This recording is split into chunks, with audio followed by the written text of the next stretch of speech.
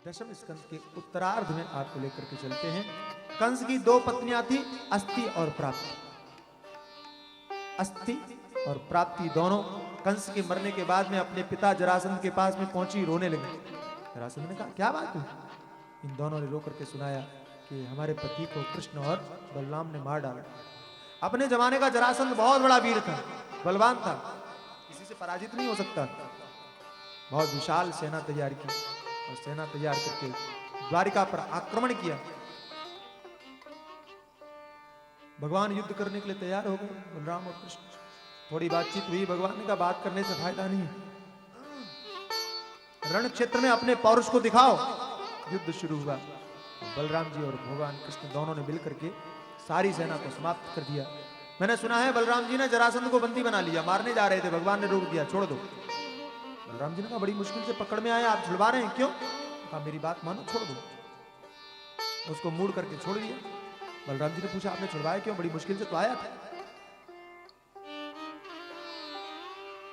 भगवान ने कहा हम लोगों का अवतार क्यों होगा? कहा पृथ्वी का भार हल्का करने के लिए। पृथ्वी का भार कब हल्का होगा? जब दुष्ट मरेंगे। बोले घर में आकर के अगर दुष्ट आकर के प्राण दे रहे, ढूंढने की जरूरत नहीं पड़ेगी तो क्या मुश्किल है? मतलब बोले जरासंध को छोड़ा है ना, ये सारे दुष्टों को, राक्षसों को इकट्ठा करके फिर लाएगा, घर बैठे ही काम हो जाएगा, पृथ्वी का भार हल्का हो जाएगा। और सही बात निकली। 17 बार उसने आक्रमण किया, भगवान ने 17 बार उसको हराया। 18वीं बार वो आक्रमण की तैयारी कर रहा था और तभी नारद जी ने आकर के सूचना दिया कि महाराज एक तरफ से और आक्रमण हो सकता है। कहां से? बोले कालयवन, वो म्लेच्छों की सेना लेकर के आ रहा है। भगवान ने कहा दोनों तरफ से अगर युद्ध हुआ तो मथुरा के लोग मारे जाएंगे, वो ठीक नहीं है। बलराम जी को कहा कि आप इनको ले जाकर के कहीं सुरक्षित पहुंचा दीजिए।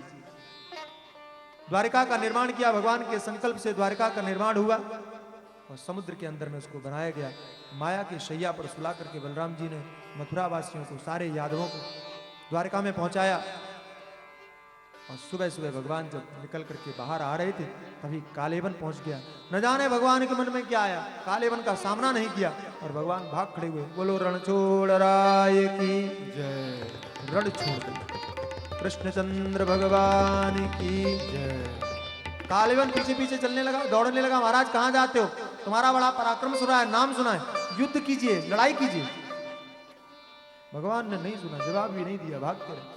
मथुरा से भागते भागते मैंने सुना है बद्रीनाथ में गए, वहां मुचकुंद गुफा है, उसमें जाके प्रवेश कर वहां कोई सो रहा था और उसको अपना पीतांबर उड़ा दिया। कालेवन पहुंचा, कालेवन ने देखा अरे गजब कर दिया, हमको दौड़ा दौड़ा के परेशान कर डाला और ये खुद देखो आराम से सो रहा है। बिना सोचे समझे पाद प्रहार किया, लात मार दी तो सो रहा था, कोई और जगह आंखें खोली तो जल करके भस्म हो गया कालेवन। परीक्षित ने पूछा उसकी आंख में आग थी क्या? कैसे जल गया भाई? कौन था वो?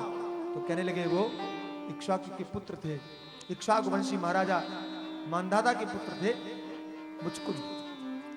देवासुर संग्राम में देवताओं की तरफ से युद्ध करते हुए देवताओं को विजयी बनाया था।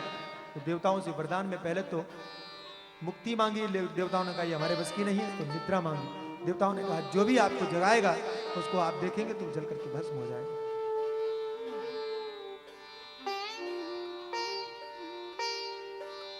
भगवान दर्शन देने के लिए आए। मुचकुंद ने कहा महाराज आप कौन है? को भवानी। भगवान ने कहा मैं क्या बताऊं, मेरे तो नाम अनेक है, क्योंकि ये सतयुग से हैं, तब से तो भगवान के बहुत सारे अवतार हो गए, लेकिन इस समय पर मुझे वासुदेव के नाम से जानते हैं, क्योंकि वसुदेव के रूप में प्रकट हुआ हूं।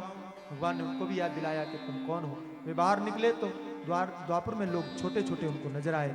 उसके बाद में भगवान सुखदेव कहते हैं कि भगवान वापस लौटे तो यहाँ जरासंध 18वीं बार आक्रमण करने के लिए पहुंचा। भगवान ने इस बार बलराम दोनों ने सोचा कि भाई बार बार मेहनत कर रहा है, इस बार एक बार इसको भी विजयी बना देना चाहिए, क्योंकि सतत जो प्रयत्न करता है वो कभी ना कभी सफल होता ही है। ये दिखाने के लिए भगवान ने 18वीं बार हार स्वीकार की। उसके सामने से भी भगवान भाग खड़े हुए और मथुरा से भागते भागते गिरनार में पहुंचे। वहां प्रवर्षण नाम का जो पर्वत गिरनार में, उस पर चढ़ गए। इसने नीचे से आग लगा दिया, इसने सोच लिया भगवान मर गए।